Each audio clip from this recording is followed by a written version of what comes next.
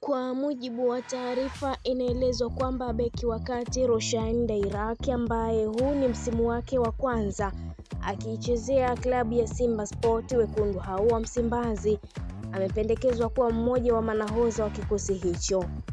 Roshan Dairaki, ambaye amefunga magoli mawili katika mechi mbili za ligi, ni kati ya wachezaji ambao wanaonekana kuwa na sifa za uongozi, hivyo kocha Dimitar Pantev anatajwa kumpendekeza raia huyo wa Afrika ya Kusini.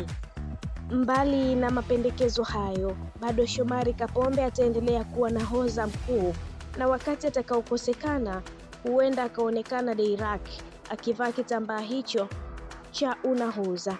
Wachezaji wengine ambao watakuwa wakionekana katika majukumu hayo ni pamoja na Mzamiru Yasini.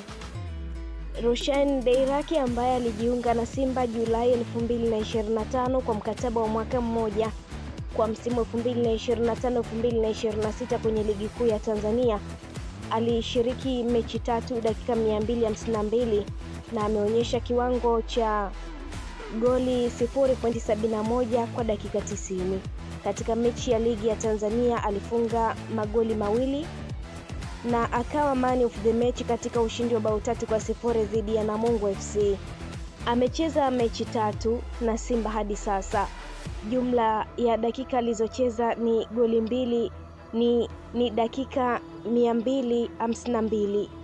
Uwezo wa nafasi aliyoicheza, Roshan Dairaki, mzaliwa wa Cape Town, Afrika ya Kusini, alizaliwa tarehe 9 Februari ya mwaka 1996. Alianza kucheza soka akiwa na klabu ya vijana ya SD Academy ya Cape Town. Akiwa mchanga alifanya majaribio ya kujiunga na klabu za Ulaya. Mfano, alifika kwenye klabu ya Pacos de Ferreira nchini Ureno mwaka 2014, lakini hatua yake ya Ulaya haikuwa yenye matokeo mazuri sana, na baadaye akarudi Afrika Kusini na akaendelea na taaluma yake. Baada ya mapumziko na klabu ndogo, alijiunga rasmi na klabu ya Maritzburg United ya Afrika Kusini mwaka 2017. Alifanya vizuri sana huko Maritzburg, akawa mmoja wa mabeki wanaovutia katika ligi kuu ya Afrika ya Kusini, akitambulika kwa ubora wake. Mnamo Januari 2021 alisaini na klabu ya Mamelodi Sundowns kwenye mkataba wa miaka kadhaa. Hii ilikuwa hatua kubwa kwake. Huko Mamelodi Sundowns alikabiliwa na ushindani mkubwa kwenye kikosi, na baadaye alitoka mara kwa mara na kujaribu kupata dakika zaidi za kucheza, ikiwemo kwa mkopo kwenda klabu ya Maccabi Petah Tikva FC ya nchini Israeli. Julai 2025, Dairaki alisaini mkataba na Simba Sport ya Tanzania kwa mwaka mmoja na chaguo la kuongeza mwaka mwingine endapo akifanya vizuri. Alipata wito wake wa kwanza kujiunga na timu ya taifa ya Afrika Kusini Bafana Bafana mwaka 2020. Alisema kuwa hicho kilikuwa ndoto imetimia kwa sababu alitamani kucheza taifa lake. Hata hivyo, licha ya mashabiki kumwona akifanya vizuri, alikuwa na uwezo mkubwa na bado anataka kuzidi kujifunza. Kulingana na mahojiano yake, tabia za uchezaji za Roshan Dairaki anaweza kucheza kama beki wa kati center back, na pia mara kwa mara kama defensive midfielder au beki wa upande wa kulia. Kwa mahojiano aliyofanya, alisema ana ubongo mzuri wa soka, yaani anapenda kuelewa mchezo na kuitumia akili yake zaidi ya nguvu.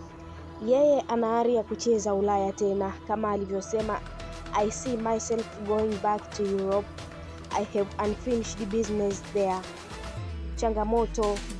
Ingawa alikuwa na mafanikio, Dairaki pia amekumbana na changamoto kama kutopata dakika nyingi za kucheza kipindi alichokuwa na Mamelodi Sundowns kutokana na ushindani mkubwa na hali ya mkopo wa Israeli ambayo haikuenda kama ilivyotarajiwa.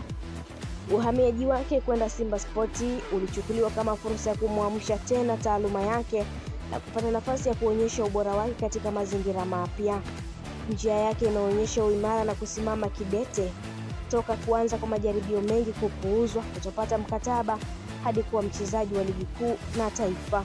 Kwa vijana waliopo katika maeneo yenye changamoto kama Caxtonfontein, hadithi yake inaweza kuwa mwangaza wa matumaini.